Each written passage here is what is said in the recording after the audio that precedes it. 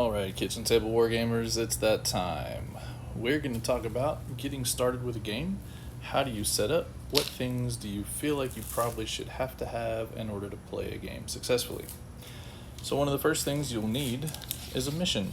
This is the free one. If you were not aware, if you go to warhammer-community.com, that is where Games Workshop produces and publishes all their news, events, things like that. Any major happenings, any FAQs to the game, all that information is found on that website. They also have the 9th edition Warhammer 40k Core Rules booklet. It's a PDF, it's free, you can download it.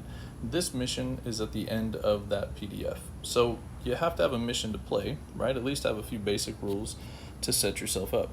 So this covers the various sizes. It tells you about how long a game should take. If you're playing combat patrol, that's what we're going to do. The 500 points should take you roughly an hour. If you're brand new to the game, it might take you longer as you read through rules and check things. It's going to give you a couple of little bits of information, mission briefings, things like that. This is a very simple scoring mission. You control one objective marker, then you get 1 point at the end of your turn, or sorry, at the start of your command phase. If you hold more than your opponent, then you get a bonus. Easy peasy. So you could score up to 2 every turn, or at least 1. Then over here, it's going to talk about the size of the board, creating the battlefield. If you're playing patrol or incursion missions, it's going to be a 44 by 30 inch battlefield. Strike Force, that's your 2,000 point games. They are on a 44 by 60. And then Onslaught, if you want to play really big armies, you get 44 by 90. Easy enough. Then they kind of skip. They go right into this deploying your forces. Let's look at the next page, which has a picture of the battlefield. So you have it laid out long ways. You have a 12-inch from the center, 12 inches from the center both directions. That's 24-inch gap in the middle. This is the no man's land. You'll have player A deployment zone, which means that whoever wins the roll-off gets to deploy a model or a unit first. They'll have their choice of either A or B. Whichever side they choose, they place their first model, the next person places a model, unit, and you alternate. They did forget, at least on this one, this is an older version, to show where the objective markers would be that you're fighting for. One is going to be in the center of the battlefield, and the way I decided to do this was I put one over here in player A's deployment zone and one in player B. That way there's 3 on the board. That means you have at least one that you should be able to hold for a point, one that you can fight for, or 2 that you could fight for depending on how your army plays. Okay? So there's your mission. In competitive play, you're going to have something called secondaries that are added. I have a score sheet that I've made and laminated that I can write down the command points available to each army, primary points when you're scoring for holding objectives, and then your secondaries along with the points you score, and keep track of your turn as you play. Piece of paper works great for this.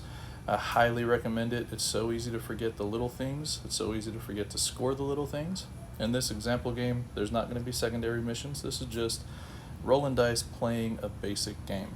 But this is something you'll want. Some kind of paper, list those minimum, these bits of information for keeping track of turn and scoring. You're going to also need objective markers. These are found at 3D6 Wargaming. I had these custom printed. But what this is, it's a neoprene objective marker that encompasses the 40 millimeter size for an objective marker. That's the size recommended by Games Workshop. And you control an objective by standing within 3 inches of any point on that objective marker. So this is a 40 millimeter marker inside with 3 inches added to the outside edge. So as long as a model touches this objective marker somewhere, then I have technically control of that point. Okay? People that play a lot tend to purchase or keep a set of these because it's a lot easier than measuring 3 inches away from a 40 millimeter objective. Doesn't mean you can't do it the other way. This is just faster, easier. You can't really argue whether or not it's touching the objective marker because it either is or it's not. Next thing you're going to need some dice. I have a collection of various dice in my bag. Obviously, you're going to need some models. Here's something that I highly encourage everyone who plays to get a hold of. The data cards do cost $15 a box, I think, but they're available for every army. They contain your command point stratagems, things that you can spend command points on for bonuses for your army. For the Grey Knights, they contain cards that list your psychic spells. And believe me, when you start casting multiple spells from multiple units across the board, you're going to forget who did what, where that spell went, who cast it onto what unit. So you just keep these cards, you put a card down on the table next to the unit that did whatever it was that it did. Same with your command points, your stratagems. So really encourage you to use these. Obviously they're not required. If you have a better memory than me, don't worry about it. Forget about it. But these also help your opponent to remember what's going on and where. Have your army, have your codex. That's really kind of it.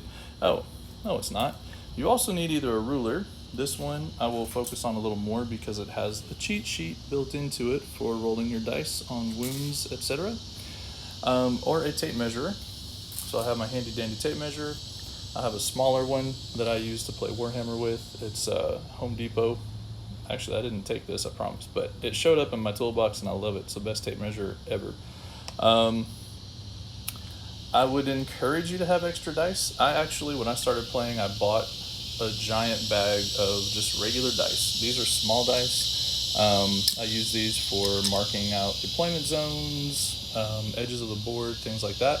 But just having extra dice that are different from the ones you roll normally. So I use them to track wounds. I use them to keep track of things on the tabletop. And then I have a set of dice that I roll just so I don't mix up what's being used where. All right? Those are your basic instruments of the game. And then, of course, you have your tabletop. I have a lovely game mat from gamemat.eu. You can purchase these. You can go the simple route. What I started with was a drop cloth. That was it. I had a drop cloth because it covered up the table. I had some cardboard boxes. I also own a few 3D printers, so I had 3D printed some buildings. I didn't even bother to paint them because I'm terrible at painting terrain. I don't know why. You can purchase terrain. These pieces, I love these pieces. They're from the Ratworks. You can find them on Facebook. So you can spend as much as you want on terrain, as little as you want on terrain. One of my good friends uses foam and cardboard, cuts it out, paints it himself, and it looks fabulous. These are cardboard boxes, some 3D printed bits added into them, and paint. I mean, it's as easy as that. The barricade with the bloody toothpicks on it, I love it. It looks realistic, it's fun, it's cool, has some 3D printed bits in there. Just whatever you want to do. So I have the table laid out. I have my deployment zones marked out with these little white dice. Deployment zone here for player A, deployment zone on the other side for player B. General rules for setting up your terrain. You want the terrain to block line of sight.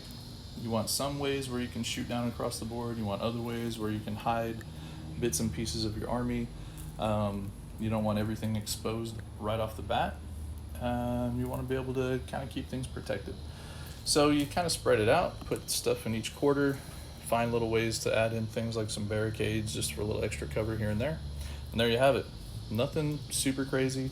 The more you play, the more you understand the value of the terrain. It will protect things, it will help you, it will also hinder you at times depending on how your army works. But that's the name of the game. So those are your essentials, your basics, things that I believe everybody should have to play the game.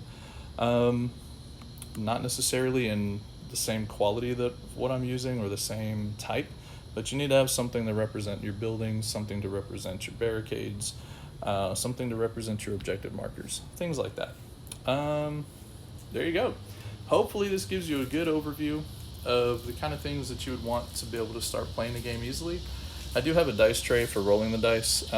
That's not important, but some people don't like to roll dice on the table because they can roll into your models and knock them over. So a dice tray is kind of handy to have. All right, Kitchen Table Wargamers, we're gonna get a game. It's gonna be short and sweet. It's gonna be fun. We're gonna have the Grey Knights versus the Drukhari. Both of these armies are built based on the units you can purchase or acquire in a combat patrol box. The ones for the Grey Knights come out of the Hexfire boxes. That's the only way to purchase them right now. So you get half Thousand Suns, half Grey Knights, but you end up with a Castellan Crow. He's the old metal one. My new one is being painted up by Pal Dromo, and it's looking fabulous. I've got 5 strike marines. I'm using the old metal models, and the only thing to worry about is the old models had a smaller base, so you can get base adapters pretty cheaply or 3D print them and attach them to your base to make it a 32mm base. These guys all have a halberd and stormbolter. On this side, I have my interceptors. They have the funky little backpack with a teleport rods, whatever you want to call that. So that's how they are differentiated. Also, you can recognize or come up with a way to make your sergeant or Justicar noticeable. This guy right here has the red tunic there that symbolizes that he is the Justicar. For these old metal models, they didn't have that, but this guy has a white painted base instead of the brown painted base, and that's how I can tell who is who there. And finally, you have your Nemesis Dread Knight. He's got his heavy side cannon, silencer, a great sword, ready to rumble, rockin' and rollin'. And you saw how we built the list, so that shouldn't really surprise anybody. On the other side, we have the Drukhari. If you purchase their combat patrol box, you get an Archon. You will immediately recognize that my Archon is not the one that comes in the box. This guy is a completely different model, but he looks way better. Well, not way better, he just looks beefier and cooler to me. He has an upgraded blast pistol that's hanging on his belt, not in his hand. He has an upgraded sword called the Jin Blade. It's for a relic weapon. He's the Warlord, and he has the Warlord trait of Hatred Eternal, so he rerolls all failed hits and all failed wounds, which is very fun for him and his relic weapon.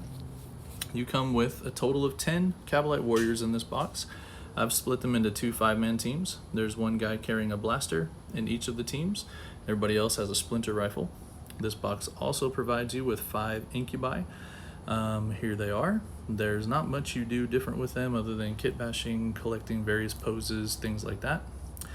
You also have the bits to create one Raider. Mine are the old school models, so I have one Raider with a Dark Lance, and I have one Ravager with 2, he has 2 Disintegrator Cannons and 1 Dark Lance on this, just because that works perfectly for my points to hit 500 points.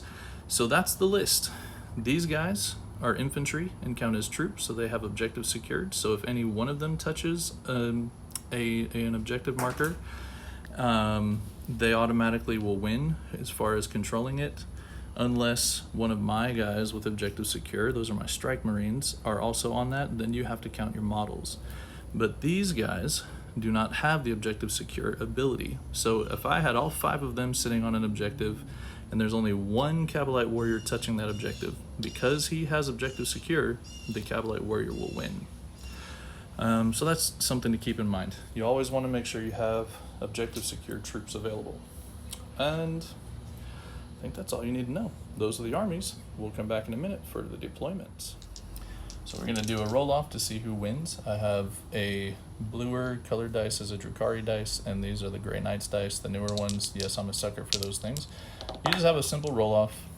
The Drukhari rolled a 5, Grey Knights rolled a 4, so Drukhari will get to deploy their first units. Alright, so let's talk about deploying. You need to take into consideration a few things when you set up your army. First, you need to know your opponent's abilities. The boats here both move 14 inches, and you fly over terrain as long as you're not landing on it. So if you're landing on it, you need to be able to actually set the base on the terrain piece and it not be wobbly and fall over. So your terrain pieces have specific rules. A building or object that is 5 inches tall or taller is considered obscuring, which means that you cannot see through it if you are on the other side of the terrain feature and there's no windows and you're not touching it, then you're completely invisible.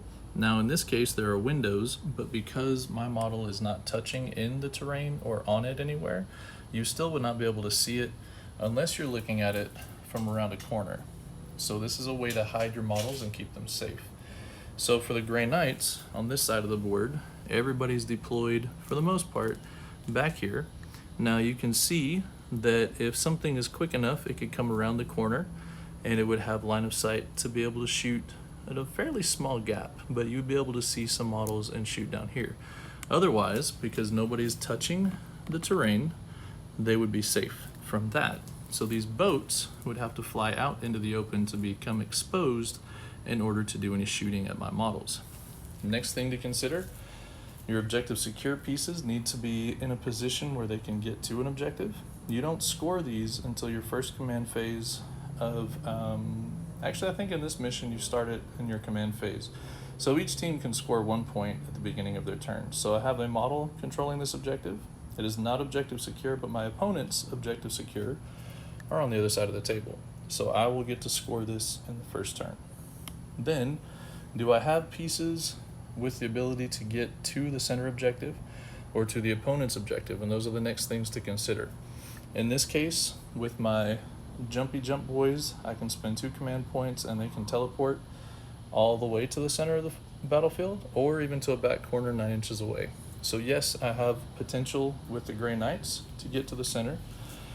And I have it set up on this side with the Drukhari in a similar fashion. This boat by itself, the gunboat, can hold the objective on its own, can also fly away 14 inches, can get it somewhere in this area over here, and then it can see around the corners and shoot at my guys. I don't like that, but that would be a smart way to play. So these 2 boats are hidden. This transport has Incubi, Cavalite Warriors, 5 of them, and the Archon inside that boat. The other 5 Cavalite Warriors are over here. Easy walking distance to that. They can move out here to the side and shoot down the table at the exposed Marines if they can see them. So you'd have to take those into account when you're moving and setting up. You're deploying a way to protect your models and in a way to be set up strategically to get advantage.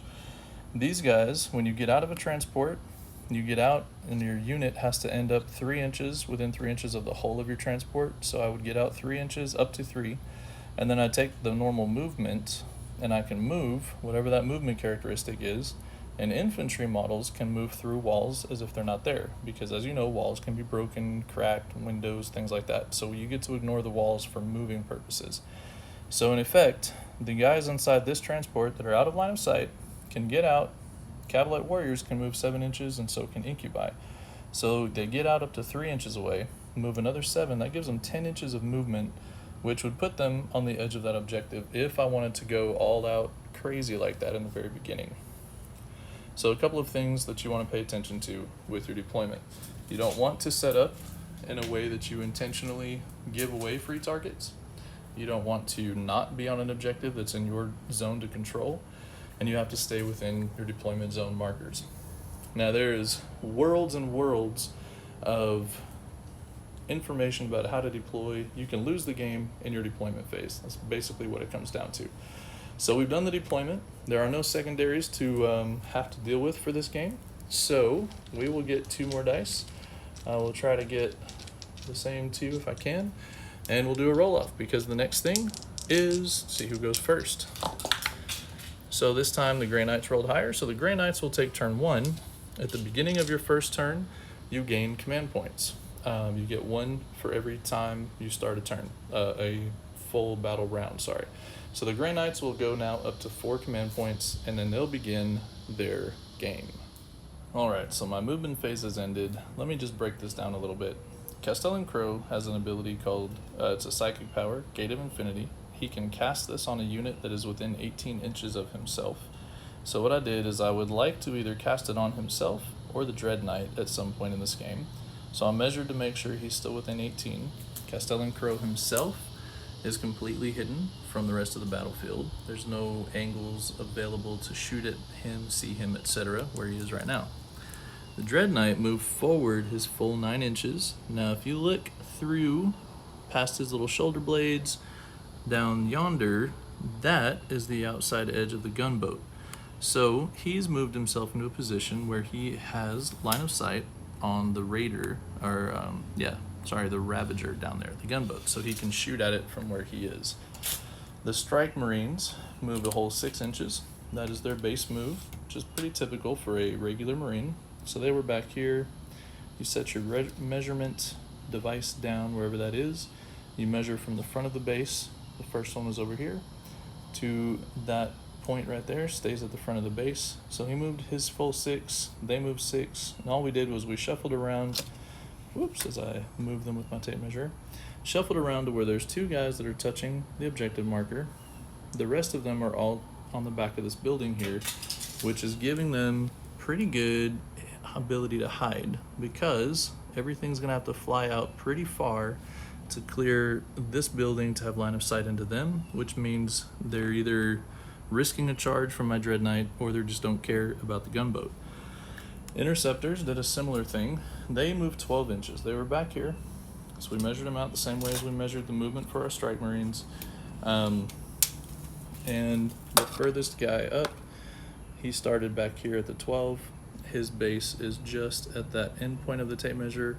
And what they're doing is they're tucked into a wall that has no windows. So they're now inside the terrain feature, meaning if there was a window, and there is a hole down there, if there was a window on this side behind them, they would be visible and be eligible to be declared as shooting targets.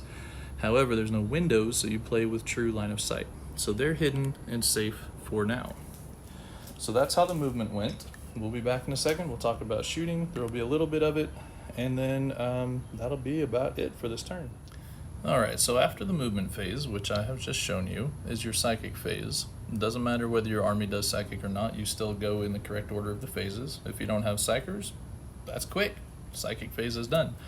I'm only actually going to attempt one psychic spell right now because none of my units are in range or have line of sight on any other units that they could affect with a psychic spell, with the exception of my Castellan Crow being close enough to cast Gate of Infinity onto my Nemesis Dread Knight. And I could also cast it on Castellan Crow himself. So probably going to cast it on himself. So here's how psychic spells work.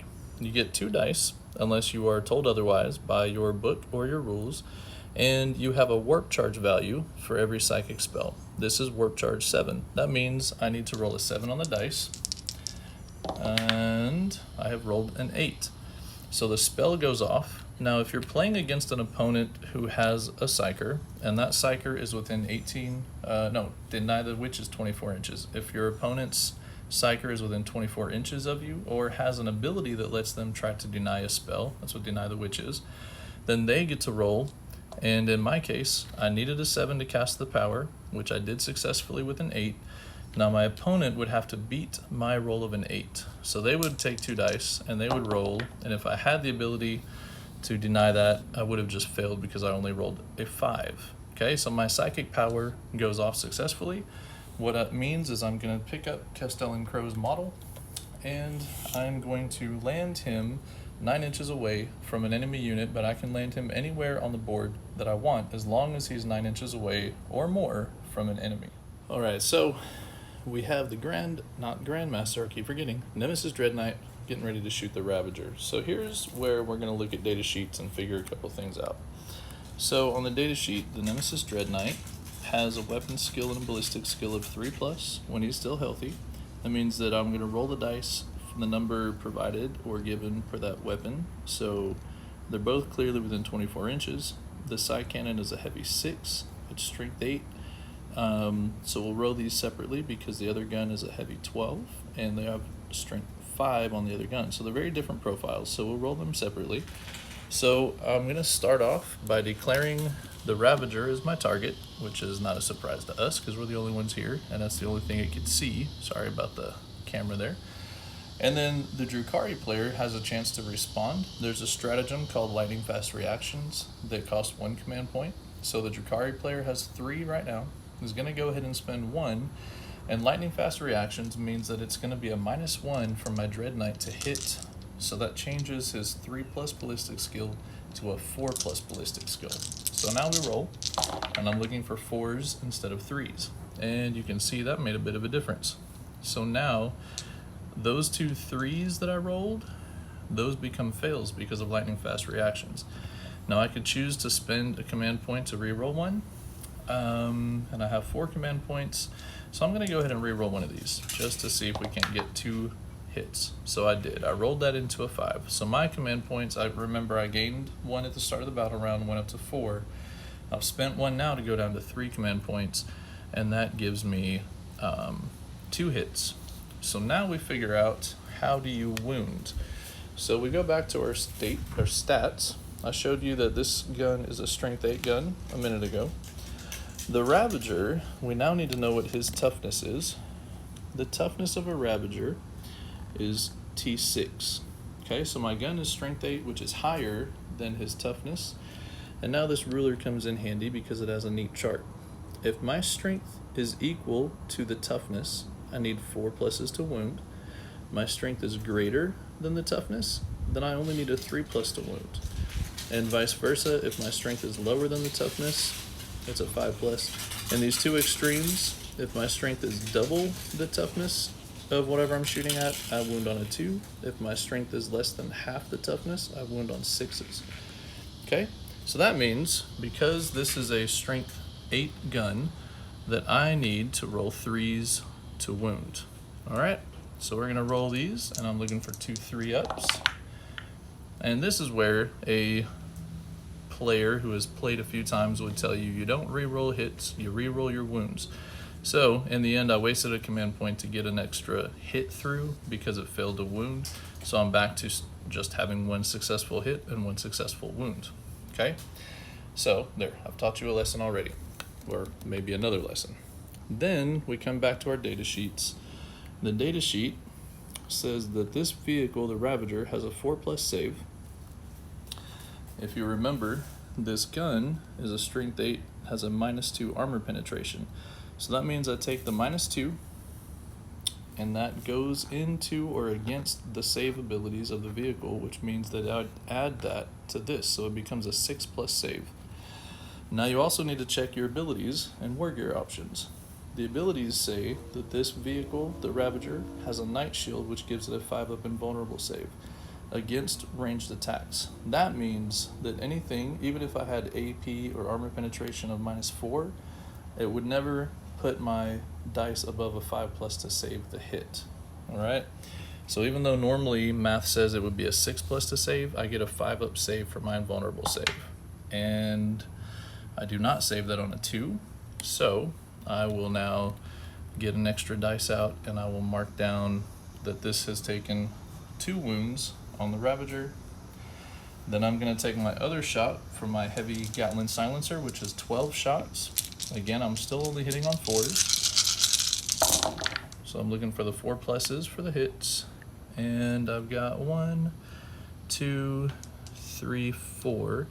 And you can only spend a command point to re-roll a failed hit or wound 1 time per phase. Okay, so I've already done that once, which means that I could not do that again now, even though I still have command points left. All right, so I got 4 that went through successfully, or didn't go through, but they have hit the target successfully.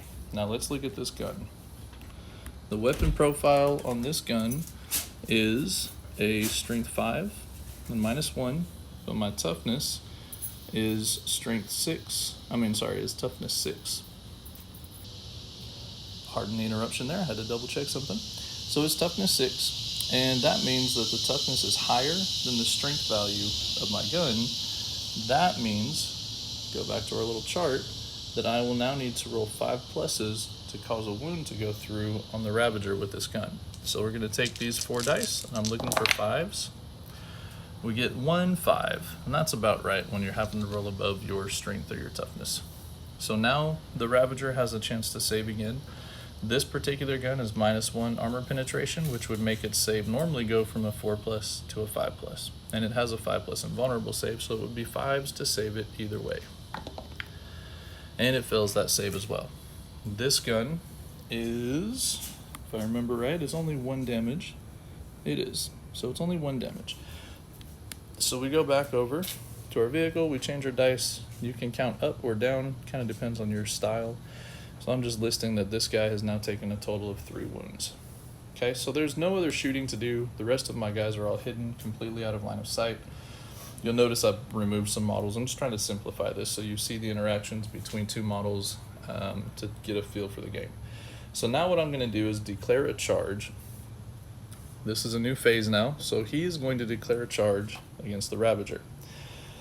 So first, the Drukhari opponent can choose to spend a command point to do Overwatch, which means I get to shoot at the opponent charging me, as long as I can see him, and I can clearly see him. When you Overwatch, you only hit on 6s, regardless of the weapon skill of the model shooting. Because it's Overwatch, this is supposed to be scared shooting. I'm just shooting, firing wildly. Now, because you're only hitting on 6s and you have a limited number of shots, doesn't usually pan out too much unless you have something with heavy volume of fire. and if you have a way to cause your Overwatch to be at a better ballistic skill. There are stratagems for that. There are certain armies that do really well against that or with that. This particular gunboat, it's not great at it. I could roll 7 dice. Out of those 7 dice, I would need 6s to hit. I would still need to wound. This guy has a 2+ armor save and a 4 invulnerable save. So I would need 4s to save anything that actually hit him. So the odds are not very great. If anything, you might take 3 or 4 wounds off in Overwatch, and that's not going to make him any harder or hit less or anything like that. So we're going to skip Overwatch. Just want you to know that that is a mechanic built into the game, and there are certain units that throw a lot of dice, and it can be really potent to use your Overwatch. So we are going to go to the charge phase. To charge, you need 2 dice. You're going to roll 2 dice, and you need to make the match of or exceed the distance between your 2 models. And we don't have to measure this one because I used Gate of Infinity. That means I had to land 9 inches away, which means I need to roll a 9 or higher on the dice to make the charge. So I just rolled a 9, which is perfect. So what I'm going to do, I'm going to turn the camera. Hopefully this will just work where I can turn it, and you can see what you will do in a game is you will then take your tape measure. And we already know, again, that it's 9 to the tip. So he's just going to go right here. Now, he's within an inch of the opponent, and that's what you have to do to be in engagement range, is be ending within an inch. But I'm not touching this objective marker. This is where some of the little shenanigans of Warhammer come into play in the strategies. Now that I've made my charge, I have no other charges to declare. He's the only one going. He will activate first. And when you activate a model, you get to pile in 3 inches. So this ruler measures 3 inches on this shorter edge here. So that means I can move him measuring 3 inches from there to here to get closer to what I'm attacking. Now the reason it's important in this instance is now my Dread Knight is also touching this objective. If the Ravager dies to the Dread Knight, which is quite possible, then the Dread Knight will be the only one controlling this objective marker, and I would gain control of that. If you remember back from before I removed the other gunboat is sitting on the edge of the objective here too. In this case, we would have 2 models, 1 from each army, that are touching the objective marker, so we would contest it. It doesn't mean I get points. What that means is my opponent does not get to score points. And that's a big deal. So if you're scoring in your command phase, this would prevent the Drukhari from scoring in turn 1. So I've made my charge, I've done my pile in. Now it's time to do some hitting. So in this, or with this model, I have 2 profiles for the sword. I can use one profile that gets a total of 5 attacks. It is a strength +4, so it becomes strength 10, and it's d6 damage, which means every wound that goes through unsaved, I roll a dice, and whatever that total is, that's the amount of damage taken. However, the other profile for this weapon, I should probably show you this, shouldn't I? That would be kind of the point of helping to teach.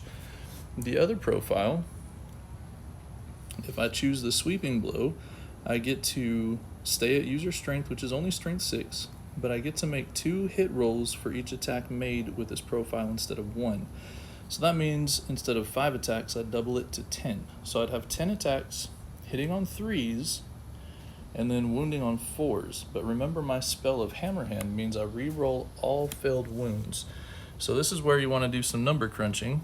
If I've got 10 attacks and I'm wounding on 4s, but I'm re-rolling everything that doesn't wound, then my odds are better that I'm going to wound using the sweeping profile. So I'm going to count out 10 dice, and I'm going to get ready to swing so my opponent has a chance to react again. My opponent has 2 command points left, and this is a new phase, so they're going to spend for lightning fast reactions. Again, because it's a different phase, you can spend that. That means that I'm only hitting on 4s instead of 3s, okay? So I need this to be really good on my hit rolls, so I don't have any way to re-roll these. So that is a miss there, and these 2 3s would have been hits normally. Now they're not, thanks to lightning fast reactions. You can see I actually missed 6 times, and that's kind of rough. I wanted to have more than that. Because I get to re-roll my wounds for free because of my psychic spell, I'm going to spend a command point to re-roll one of the failed hits, and that pays off. So this becomes another hit. So I've got 5 hits. Now, it's strength 6 against toughness 6, so if they're even, that means I need 4s to wound. So I'm looking for 4s. And I've only got 2 wounds so far, but because I cast that Hammerhand spell, I get to reroll these for free. I'm looking for 4s again. Okay, so it sort of helped. I got 1 back. This is not going to be enough to kill that vehicle because it has 7 wounds left. Even if the vehicle fails all the saves, which it will have a 6-up save against this, it would drop it down 6 wounds, which means it would have 1 wound left. So here's the save throws.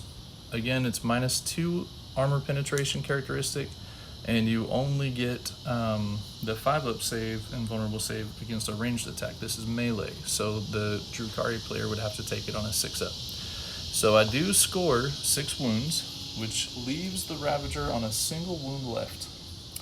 So the Ravager gets a chance to hit back. The Ravager's weapon profile and stat line is all going to change because it's now been wounded down to 1 to 2 wounds remaining. Its weapon skill stays at 4, but the number of attacks drops all the way to 1. So we'll grab a dice, we'll roll 1, he hits on a 4+, he does hit, and then we check to see, what is the strength of this attack?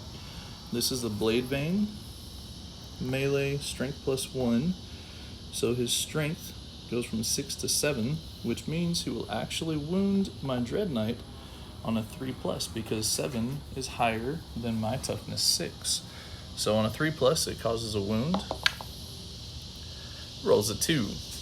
Does not wound. It only is going to cause 1 damage if it goes through, and it's only -1, which means the Dread Knight would have had a 3-up save anyways. So it's not worth that last command point that the Drukhari player has to try to reroll 1 wound to cause 1 damage on the Dread Knight. Okay, so that's the end of that. Hopefully this gives you an idea of how to play. There are a few things we didn't get to in this. Morale phase is really the only big one that we didn't cover, and we'll try to hit that later. If you have questions about anything else, just as for the purposes of getting started in a game, please comment, let me know. But this is enough. Gives you the basics to set up a game, play a simple game with your friends, learning how to read your data sheets, how to use the dice rolls, and it should give you a good overview of the basics of the game. So hopefully you enjoyed this, hopefully it helps. Catch you later on KTW Wargaming.